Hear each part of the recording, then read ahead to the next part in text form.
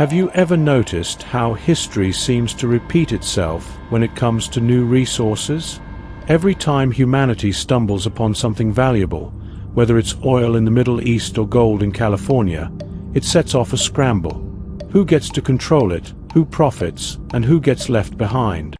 Well, that same scramble is happening right now, but not on land. It's unfolding thousands of meters beneath the Pacific Ocean. And the resource at the center of this new race? Polymetallic nodules. Those strange, potato-sized rocks loaded with metals needed to power the electric vehicle revolution. In our last video, we explored what polymetallic nodules are and why they matter. Today, we're going deeper, not into the ocean itself, but into the boardrooms, treaties, and geopolitical maneuvering that will decide who controls this vast underwater treasure. Because make no mistake, control is everything. Whoever owns the nodules will shape the future of clean energy, electric cars, and even global power itself. So, let's start with a simple but unsettling question. Who owns the ocean floor? The short answer is no single nation. The seabed in the Clarion-Clipperton Zone, the richest field of nodules, lies in international waters. And because of that, it's managed by an organization most people have never even heard of, the International Seabed Authority, or ISA. The ISA was created under the United Nations Convention on the Law of the Sea, signed back in the 1980s. Its job: to make sure that seabed minerals are used for the common heritage of mankind. A noble phrase, but what does it really mean? Well, in practice, it means the ISA is in charge of giving out exploration licenses, and eventually, mining licenses, to countries and corporations. As of now, there are over 30 active contracts, covering millions of square kilometers of the Pacific seabed. And here's where it gets interesting. These contracts aren't evenly spread. China holds more exploration licenses than any other nation. Russia, India, France, Japan, and South Korea are all in the game.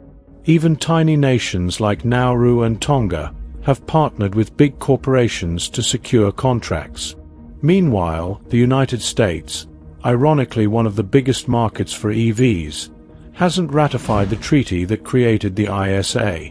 That means US companies are essentially locked out, forced to partner through other countries if they want a piece of the action. Let's pause for a moment. What does this remind you of? To me, it looks eerily similar to the way colonial powers carved up Africa in the 19th century. Not with armies this time, but with contracts and submersibles. And just like then, whoever controls the resource will hold enormous power. Think about it. Nickel, cobalt, manganese, and copper are the backbone of EV batteries. Without them, there is no Tesla, no Rivian, no Ford Lightning. And if China or Russia gain the upper hand in seabed mining, they won't just control the nodules. They could control the pace and cost of the clean energy transition itself. But here's the twist. The ISA itself is under growing criticism. Environmentalists argue it's rushing to approve mining without fully understanding the consequences. Some nations, like Germany and France, have called for a pause, a precautionary approach, until more research is done. Others, like Nauru, are pushing for immediate mining, citing economic survival. And right in the middle of this tug-of-war is a Canadian company called the Metals Company, claiming it could start commercial mining as early as 2025. So, let me ask you this. Who do you trust more? A small island nation desperate for revenue, a corporation promising the next green revolution, or cautious governments saying, "Wait, not yet"? The deeper you look, the more you realize this is not just about rocks on the seabed. It's about leverage. For countries like China, deep-sea mining is a chance to cement dominance in the EV supply chain. For small nations, it's a rare ticket to wealth. For corporations, it's a gamble.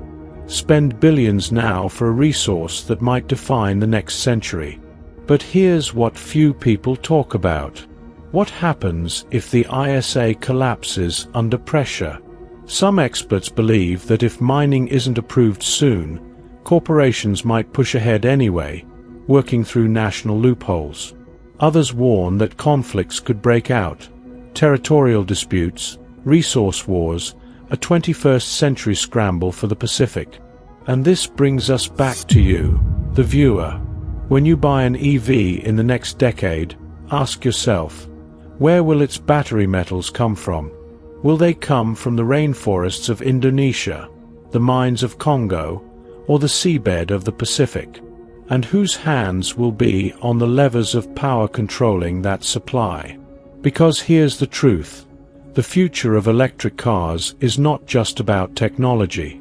It's about geopolitics. It's about control.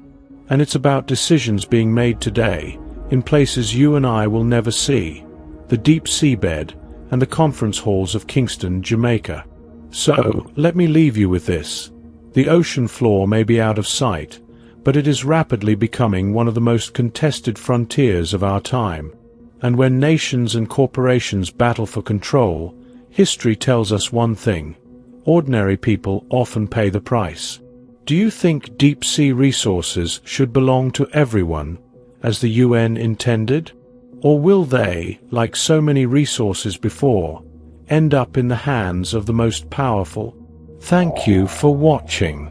If this story opened your eyes, share your thoughts in the comments. Should we move forward with seabed mining, or should the Pacific remain off limits? And if you want to keep unraveling these mysteries of what lies beneath, subscribe to Ancient Underwater Mysteries, because the ocean has more secrets than we can imagine.